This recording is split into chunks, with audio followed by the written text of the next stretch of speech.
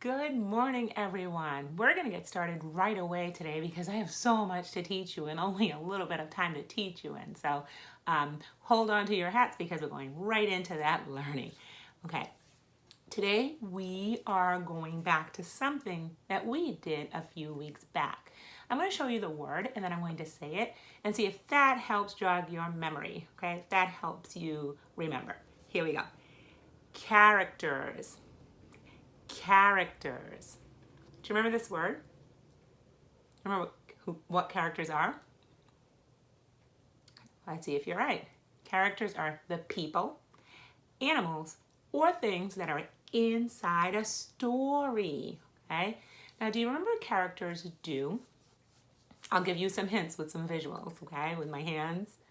Okay, ready? So characters think, characters talk, characters move, and characters have feelings. Good. So that's how we know something is a character, okay? If they talk, then they're a character.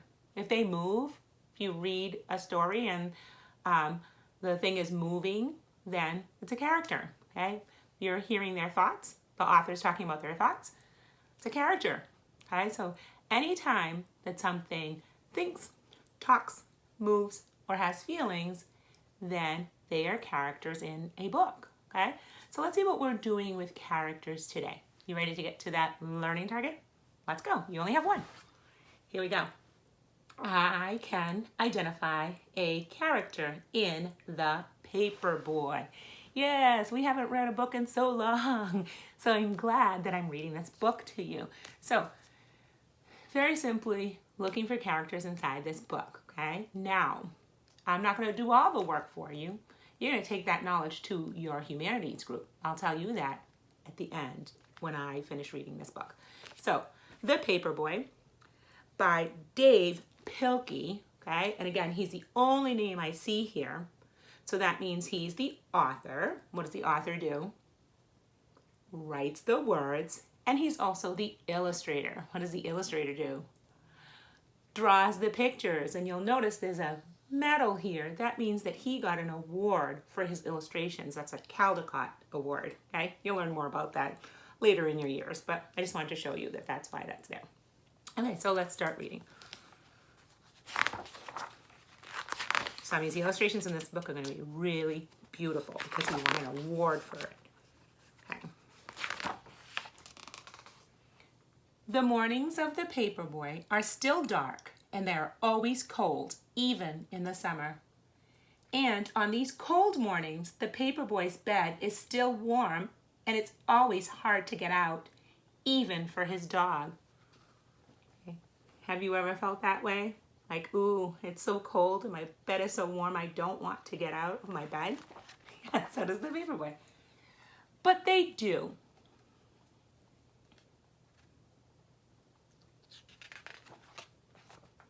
And softly they stepped down the quiet hallway, past the door where the Paperboy's father and mother are sleeping, past the door where his sister is asleep. You're thinking about characters, okay? You are going to talk about it in your humanities group. And down to the kitchen where they eat from their bowls.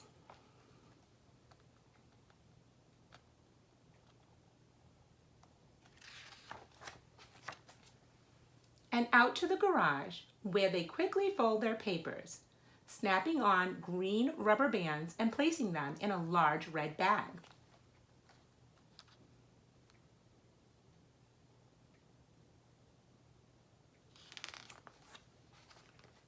It's hard to ride a bike when you are loaded down with newspapers, but the Paperboy has learned how to do this, and he is good at it.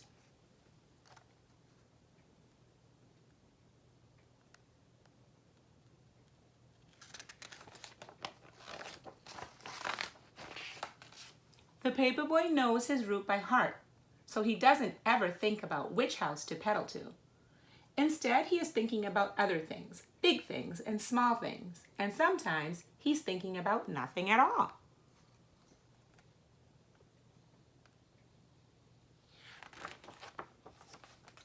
His dog, too, knows his route by heart.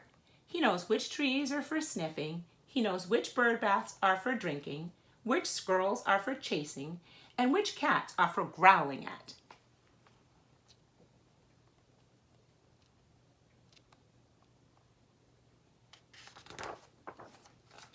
All the world is asleep except for the paperboy and his dog, and this is the time when they are the happiest.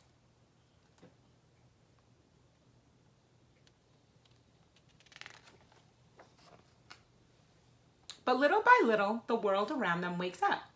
The stars and the moon fade away, and the skies become orange and pink.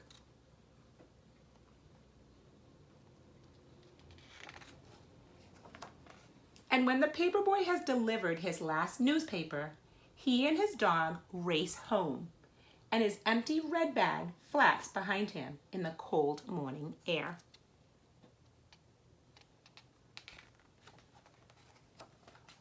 Soon they are back home. It is still dark inside, but the sounds of morning are all around. His father and his mother are awake and talking softly in their bed, and his sister is downstairs watching cartoons.